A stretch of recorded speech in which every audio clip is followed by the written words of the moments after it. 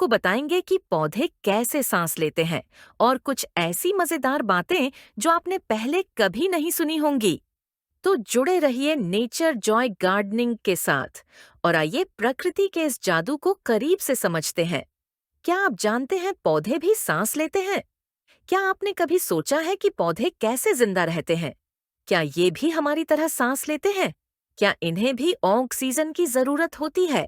आज हम इस अनसुलझे रहस्य से पर्दा उठाने वाले हैं और आपको वो बातें बताएंगे जो शायद स्कूल की किताबों में भी न मिली हों।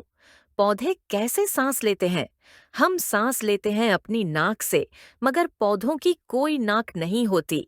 तो फिर वे ऑक्सीजन कैसे लेते हैं? पौधों की पत्तियों में छोटे छोटे छिद्र होते हैं जिन्हें स्टोमाटा कहा जाता है। इन्हीं छिद्रों के जरिए वे हवा में मौजूद ऑक्सीजन लेते हैं और कार्बन डाइऑक्साइड छोड़ते हैं। स्टोमाटा, ये छोटे छोटे छिद्र इतने महत्वपूर्ण होते हैं कि अगर ये बंद हो जाए तो पौधा मर भी सकता है। जड़ें भी सांस लेती हैं।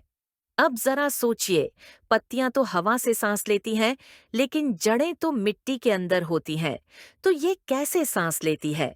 मिट्टी में छोटे छोटे एयर पॉकेट्स होते हैं जिनसे जड़ें ऑक्सीजन खींचती हैं।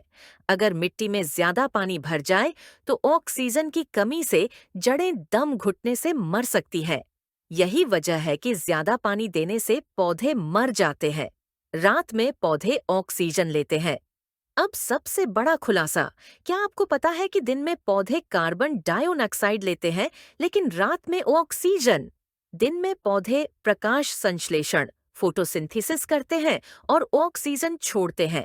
रात में जब सूरज नहीं होता तब वे भी हमारी तरह ऑक्सीजन लेते हैं और कार्बन डाइऑक्साइड छोड़ते हैं। तो अब समझ में आया कि लोग रात में पौधों के पास सोने से क्यों डरते हैं। पौधों को जिंदा रखने के लिए ये बातें जानना जरूरी। तो अब आप जानते हैं कि पौधे भी सांस लेते हैं और अगर सही देखभाल न हो तो वे दम घुटने से मर सकते हैं। ज्यादा पानी न दें। मिट्टी को हमेशा नरम रखें ताकि जड़ों को ऑक्सीजन मिले। स्टोमाटा को बंद होने से बचाने के लिए पत्तियों को समय समय पर साफ करें। अगर आपको यह वीडियो पसंद आई तो लाइक करें और अपने दोस्तों के साथ शेयर करें ताकि वे भी जान सकें कि पौधे भी सांस लेते हैं।